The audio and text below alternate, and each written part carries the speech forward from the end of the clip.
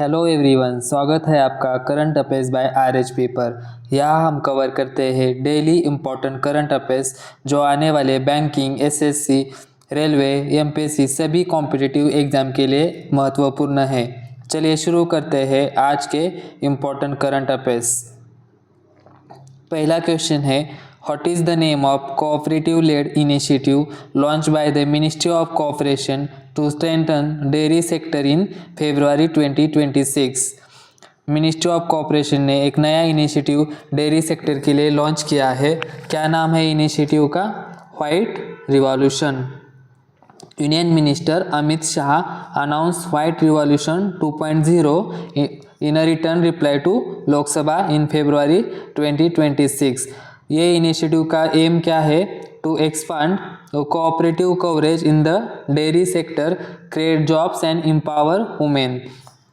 The Ministry of Cooperation has a set target to increase milk procurement by 50%. कितना target set किया है? 50% in the next 5 years, reaching 1007 kg per day by 28-29. The strategy focuses on expanding dairy cooperatives and strengthening existing cooperatives in organized sector. Around 1.20 lakh dairy cooperative societies, multi-purpose DCS and multi-purpose PACS will be established and strengthened. तो initiative का नाम है white revolution 2.0 launch by ministry of cooperation, union minister Amit Shah. अगला question है, what is the theme of the BRICS summit 26 under India's chairship? क्या theme है? 2026 की जो चेयरशिप है ब्रिक्स की वो इंडिया के पास है और इसके लिए थीम है building for resilience, innovation, cooperation and sustainability. The first BRICS SOS Sherpas meeting was held on 9 February 26 in New Delhi. The meeting was chaired by Sudhakar Dalela, India's BRICS Sherpas and Secretary to Economic Relations. और theme है building for resilience, innovation, cooperation and sustainability. India will chair the BRICS summit for the 4th time. जो अभी ये 2026 में India chairship कर रहा है, ये 4th टाइम चेयरशिप है। इसके पहले इंडिया ने 2012, 2016 एंड 2021 में ब्रिक्स की चेयरशिप हासिल की थी। नेक्स्ट है, What was India's rank globally in research and development expenditure in 2024 as per the Global Innovation Index? Global innovation index के अनुसार इंडिया की रैंक कितनी है रिसर्च एंड डेवलपमेंट एक्सपेंडिचर में? तो करेक्ट आंसर है 7th। India rank 7th globally इन R&D यानी कि research and development expenditure in 2024 as पर the global innovation index 25। India invested approximately $75.73 billion in R&D activities। और ये जो रिपोर्ट किसने रिलीज किया है?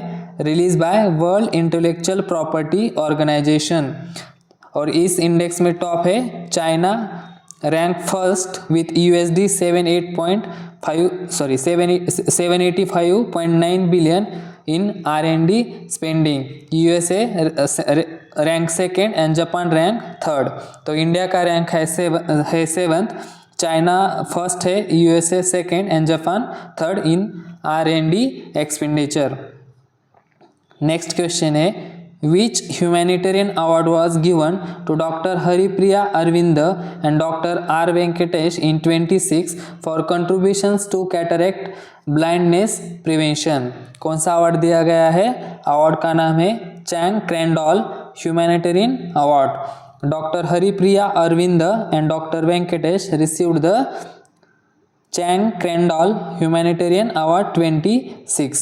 Both doctors are affiliated with Arvind Eye Care System, Puducherry. The award recognizes contributions in cataract blindness prevention and visual disability care. The award will be presented on 11 April 26 in Washington DC USA। तो award का नाम है Chang Crandall humanitarian award और दिया जाने वाला है doctor Haripriya Aravind and doctor R Venkatesh, belongs to Puducherry. Next है question 5, when is the United Nations International Day of women and Girls in Science observe annually. कब मनाया जाता है United Nations International Day of women and Girls in Science? तो day है 11 फरवरी, observe as International Day of women and Girls in Science. It promotes equal participation of women and Girls in stem, यानी कि science, technology, engineering and mathematics.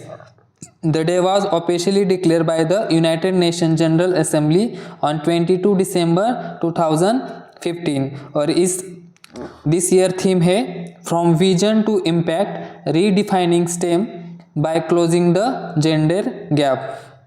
क्या theme है? From vision to impact redefining STEM, यानी कि science, technology, engineering and mathematics by closing the gender gap. Next question है when is World radio day observe annually? कब मनाया जाता है World radio Day? 13 February, observe as World radio Day. The day commemorates the establishment of United Nations Radio in 1946 और this year theme है radio and artificial intelligence, AI is a tool not a voice। क्या theme है? Radio and artificial intelligence, AI is a tool not a voice। तो world radio day observe on 13 February with a theme radio and artificial intelligence, AI is a tool not a voice।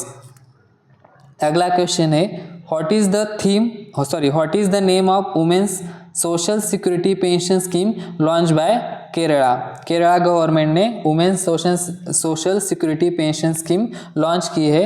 नाम है scheme का स्त्री Suraksha scheme. क्या नाम है? Stree Suraksha scheme.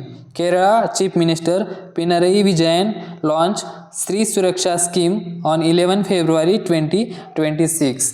क्या है scheme? The scheme provides monthly pension of 1000 to eligible women and transgender women. It aims to ensure financial security for unemployed and economically disadvantaged women and trans women. Beneficiaries must be 35 to 60 years and permanent residents of Kerala. These are the requirements of this scheme. Stree Suraksha scheme launched by Kerala government. Next question है what is the name of the half marathon announced by Punjab National Bank in 2026 to honor the Indian Armed Forces? क्या नाम है? Half marathon launch by Punjab national bank, PNB Soldier-thon 26। Punjab National Bank announced the PNB Soldier-thon 26 in 2026 in February. It organized to honor the Indian Armed Forces and promote fitness and national pride. और इस marathon के लिए theme है run with soldiers, run for soldiers. It marks the second edition of PNB's half marathon initiative. इसके पहले भी PNB ने ये मैराथन लॉन्च किया था। The announcement was made ahead of PNB's 132nd foundation day on 12 अप्रैल। कब होता है PNB का फाउंडेशन डे? 12 अप्रैल। तो मैराथन का नाम है PNB Soldier-thon 2026 with a theme run with soldiers, run for soldiers. Next question है which organization form a committee to review the regulatory framework for business correspondence in 2026? क्या करते हैं business correspondent? Business correspondent provide banking services in remote and rural areas। तो किसने committee form की है? Reserve bank of India form the committee to review the regulatory framework for business correspondence NSBC। The committee will suggest amendments and revised guidelines for public consultation. It includes members from RBI, Department of Financial Services, IBA and NABARD. The aim is to improve efficiency and effectiveness of BC model. Business correspondents provide last mile banking services in rural, remote and unbanked areas. Next question है, Agnivastra signed MOU with which organization in 2026 to supply advanced carbon fabrics and composite materials? तो किसके साथ ये MOU sign हुआ है? Indian Army के साथ। Agnivastra sign MOU with Indian Army to provide advanced carbon fabrics and composite materials for defense applications. Agnivastra is a domestic manufacturer of carbon fabrics and advanced composite materials.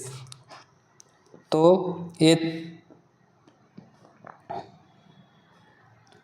ये थे आज के important current affairs. अगर video आपको helpful लगा हो तो like करिए, शेयर करिए, साथ ही हमें ये बताइए आप कौन से एग्ज़ाम टारगेट कर रहे हैं। Thanks for watching.